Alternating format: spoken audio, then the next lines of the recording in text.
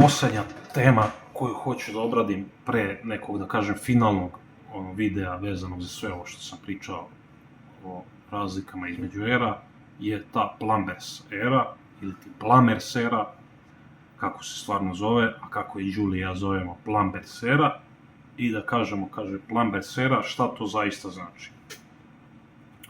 Pa kaže ovako. Plumbers era je često internet mit koji se preuveličava. Šta ljudi misle? Plumbers era je internet izraz koji se koristi da opiše NBA 80-ih i 90-ih kao loši igrači, slabi atletski igrači, nema talenta i samo neka seljačka fizička igra.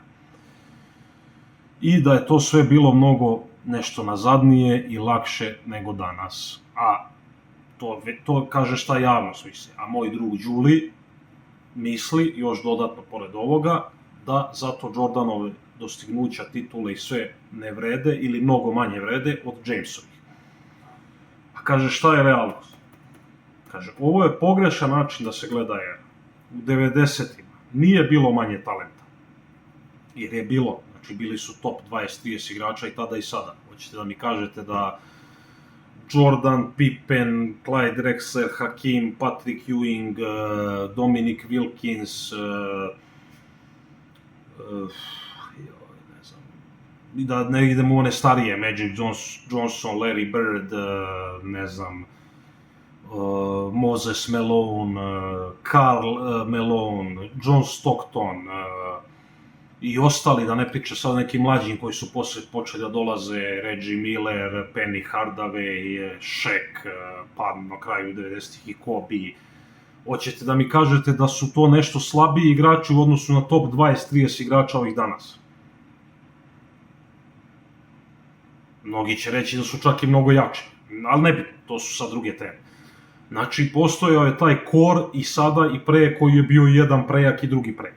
Sad radi se o ovim ostalim, da kažem, sporednim igračima. To moj drug Julie hoće da predstavi da su to neki plumberi, odnosno kao je bilo, ne kao, bilo je to proširenje lige, nije više bilo 11 timova po konferenciji, nego je bilo da li ubačeno novih 6 timova prvo, pa je bilo po 14, danas i 15 ili odmah ubačeno da to bude 15, uglavnom proširena je liga, nekad je konferencija činila po 11 timova, danas ih ima po 15, i onda kao, pošto su ubačeni ti novi timovi, nije bilo dovoljno igrača, onda su se kao razvodnio talenat, pošto su morali da se popune ti ostali timovi, pa je kao kvalitet opao, pa kao bilo je, ne znam to da li je to i zvanično bilo ili nije bilo zvanično, da nisi mogao da imaš kao super timove, nego je mogao si da imaš jednu, dvojicu, trojicu kao glavnih igrača, ostalo su bili ti plumberi, a onda vamo je kontradiktoran pa kaže da je Jordan imao super tim i da mu je zato bilo lako da osvaja, razumete? Ali dobro, nema veze sad to, pričamo o Plumbers seriji, hoću da objasnim to, taj termin. I onda su navodno ti neki prosječni igrači danas i prosječni igrači sad kao ovi danas su mnogo jači, ovi su mnogo slabi, ovi danas prosječni bi bili maltene top vodeći igrači nekada. To je teza mog druga Julie. Sada vidimo kako je to stvarno bilo. Znači, kažu, u 90-im nije bilo manje talenta, nije bilo slabijih igrača, nego je bilo drugačije okruženje. Zato se igra i predstavljala da je tako fizičko. Zbog pravila koje smo već obradili. Hand check, ilegalna odbrana, sporiji pace, gušći spacing, rezultat više kontakta, više izolacije, više borbe 1-1. I tu sad, evo ja malo digresiju vezano je za ovo. Ako je se igra svodila na mnogo veću, na tu igru 1-1 iz početnih tih pozicija u napadu, znači da je uticaj tih drugih nekih igrača ili ti plumbera bio mnogo slabiji nego danas, je tako? Jer danas su ti potrebni mnogo više ti sporedni igrači i da šutnu i zbog tih rotacija i zbog tog side and kicka kog smo spominjali i zbog tog pucanja u odbrani i svega. Su ti danas mnogo važniji igrači nego što su ti tada ti bili igrači konkretno u napadu. Oni su ti bili bitni u odbrani, odbranu igra svako, to će reći svaki trener, znači napad je stvar talenta, a odbrana je stvar htenja, može najveće drvo da igra odbranu. Ako želi, ako se stvarno trudi, on može da igra odbranu, pogotovo tu odbranu 90-ih koja nije toliko sistemski organizovana, nego se svodi na fizički, znači može svaki drvoseča može da igra tu odbranu. Znači oni su ti služili u odbrani da zaustave ove ostale igrače. A napad se rešavao najviše, i to je banalizovanje, ali najviše između tih glavnih igrača. A ti glavni igrači su bili jaki kao i pre, kao i danas što su. Razumete? I sad kaže ovako, više borbe 1 na 1. I kaže, gde nastaje zabluda? Ljudi vide manje šuteva za 3 poena, sporiju igru i više kontakta. I zaključe da je to manje skilla, ali zapravo skill je bio nešto drugo. Znači skill, šta znači? Skill je veština. Znači, tadašnja veština koja je bila tražena je bila veština koja je tražena da se pobedi to, ta odbrana i to. A danas je veština nešto drugo što treba za današnju odbranu, razumete? Znači, nema manje skilla, nego je skill drugačiji. I takve su i ere. Nije era lošija ili bolja, era ima svoje zahteve, a ova druga era ima svoje zahteve. Jedni nisu lošiji od drugih. To je cela poenta onoga što ne vidi moj drugar Đulijano. Kaže, šta je realno bio skill tada? 90-ih je skill bio igra 1 na 1 pod kontaktom, završavanje kroz faul, post igra i mid range. Razumete? To je bio skill tog vremena.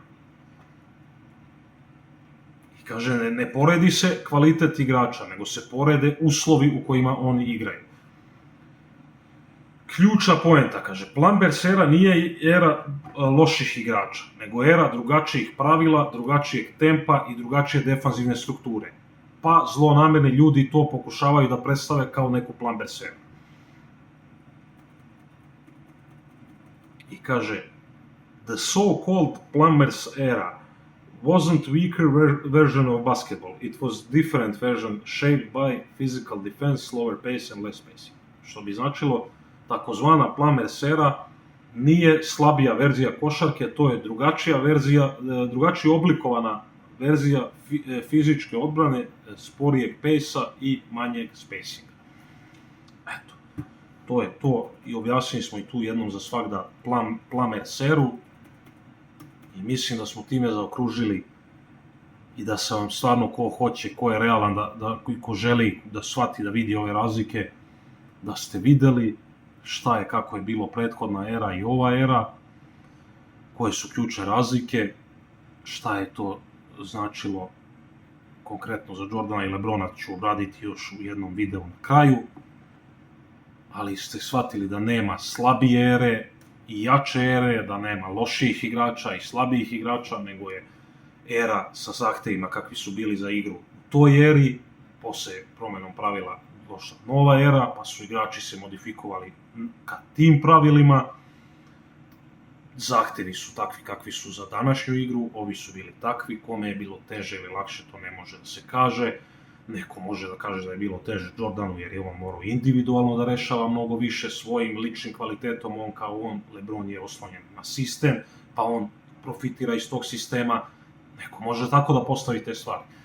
Neko će reći drugačije, mnogo je sad kvalitetnije, mnogo su veći sistemi, jesu, ali imaš i veću pomoć celokupnog tima, da kažeš, i više je to 5 na 5, nego što je 1 na 1, manje fizičke snage potrebno, jer nema tog fizičkog kontakta, ovde je mnogo fizičke snage bilo potrebno, i tako dalje, i tako dalje, i tako dalje, pa eto, mislim da smo tu temu obradili onako stvarno kako treba.